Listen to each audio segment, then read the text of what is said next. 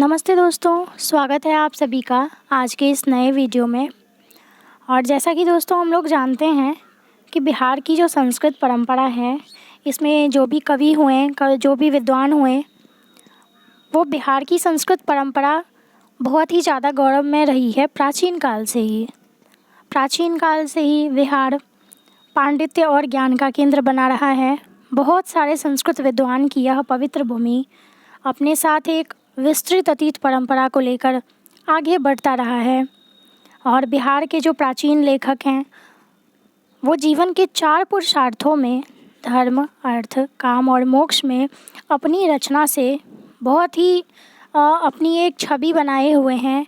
और ना ही सिर्फ बिहार में, वे पूरे भारत में महती ख्याति प्राप्त किया है उन्होंने।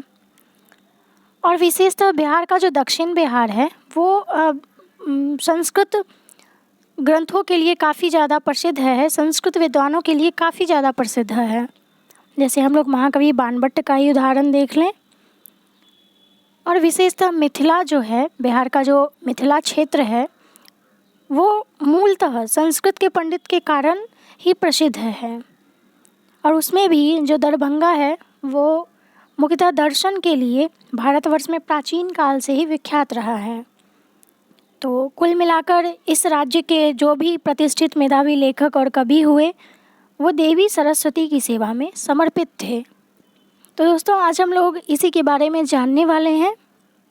बिहार के जितने भी प्रमुख विद्वान और जिन्होंने रचनाएं की हैं, कवि हैं, उनके बारे में हम लोग आज जानने वाले हैं। उनका हम लोग नाम देखेंगे और साथ ही साथ जो भी उनकी रचनाएं हैं, वो हम लोग देखेंगे। तो वीडियो काफ़ी इम्पोर्टेंट होने वाला है सभी बिहार के संस्कृत विद्यार्थियों के लिए। और मुख्यतः ये विषय बिहार बोर्ड क्लास 12th के लिए इम्पोर्टेंट है, क्योंकि एग्ज़ाम में यहाँ से प्रश्न पूछा जाता है। बाकी ऑनर्स पेपर में first year, second year, third year कहीं भी आपको ये पूछा नहीं जाएगा, कहीं भी सिलेबस में नहीं है। तो 12th के जितने भी छात्र होंगे, उनके लिए ये काफ़ी इम्पोर्टेंट होगा। तो आइए दोस्तों, जानते हैं हम अपनी संस्कृत परंपरा को, संस्कृत के विद्वानों को। तो यहाँ पे आप लोग देख रहे होंगे, हो सके तो एक ज़रूर नोट्स बनाइएगा। और जितने भी बिहार के कवि हैं, उनका नाम आप लोग एक जगह नोट्स बना के लिख लीजिएगा, ताकि आपको बार बार देख के याद आ जाए कि आपने क्या सब पढ़ा है।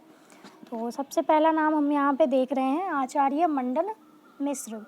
तो आचार्य मंडन मिश्र और इनकी पत्नी थी, जो कि वो भी एक संस्कृतज्ञ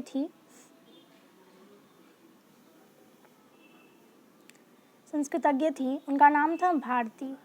तो आचार्य मंडन मिश्र और उनकी पत्नी भारती, जो कि मिथिला क्षेत्र के ही थे और महिष्मती गांव के थे, जो कि मिथिला क्षेत्र में ही पड़ता है और वर्तमान में महिषी के नाम से इसे हम लोग जानते हैं। और मंडन मिश्र रचित अनेक मीमांस की पुस्तकें हैं। विशेषतः मंडन मिश्र जो हैं, वो मीमांस के लिए प्रसिद्ध हैं कि मीमांस को लेकर इन्होंने कई सारे पुस्तकें भी लिख रखी हैं। मंडन मिश्र के साथ शंकराचार्य का शास्त्रार्थ हुआ था। तो ऐसा कई जगह हमें पढ़ने को मिलता है कि मंडन मिश्र के साथ शंकराचार्य का शास्त्रार्थ हुआ था। तो आप लोग नाम याद रखेंगे, आचार्य मंडन मिश्र, जो कि विख्यात हैं मीमांस की पुस्तकों के लिए। और इनकी पत्नी जो कि भारती, ये भी एक संस्कृतज्ञ थी, जो कि बिहार की ही थे। उसके बाद नाम आता है न्याय दर्शन के रचयिता महर्षि गौतम, जो कि बिहार के सारण क्षेत्र में रहते थे। और इनका ये न्याय दर्शन काफ़ी प्रसिद्ध है पूरे भारत में। और ना ही सिर्फ बिहार में इनका नाम प्रसिद्ध है, हर क्षेत्र के लोग इन्हें जानते हैं। तो ये काफ़ी प्रसिद्ध हैं अपने संस्कृत परंपरा को लेकर। उसके बाद न्याय दर्शन के ही प्रकांड पंडित वाचस्पति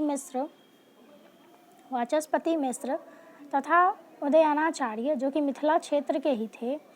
और उदयनाचार्य के द्वारा जो लिखे गए ग्रंथ हैं, वो हैं आत्म तत्व विवेक, न्याय कुसुमांजलि और न्याय टीका परिशुद्धि। ये ग्रंथ इनके द्वारा लिखे गए हैं। बिहार के बाहर के विद्वान भी इनकी मेधा के प्रशंसक थे। उसके बाद नाम आता है रामकरण शर्मा का, और ये संस्कृत जगत में काफ़ी ज़्यादा प्रसिद्ध हैं। छपरा ज़िले के थे ये, बिहार के छपरा ज़िले से बिलोंग करते थे। ये दरभंगा संस्कृत विश्वविद्यालय एवं संपूर्णानंद संस्कृत विश्वविद्यालय के कुलपति रहे। इन्होंने भारत सरकार के शिक्षा मंत्रालय में संस्कृत अनुभाग में संयुक्त परामर्शी के पद को सुशोभित किया।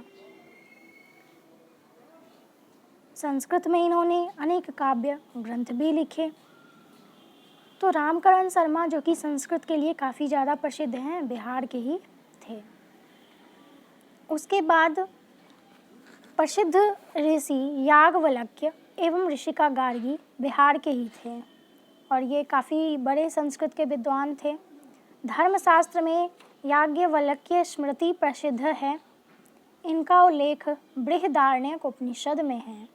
बृहदारण्यक उपनिषद के 3 अध्याय में जनक की सभा में याज्ञवल्क्य ने एक ही वाक्य में अनेक विद्वानों का सफल उत्तर दिया है। तो हम लोग देख सकते हैं कि बिहार के कितने संस्कृत विद्वान हुए, जो कि अपने आप में एक गौरव का विषय है। तो याज्ञवल्क्य, उसके बाद अर्थशास्त्र के प्रसिद्ध लेखक कौटिल्य, कामशास्त्र में पाटलिपुत्र के रहने वाले वात्स्यायन रचित कामशास्त्र, ये भी बिहार के थे।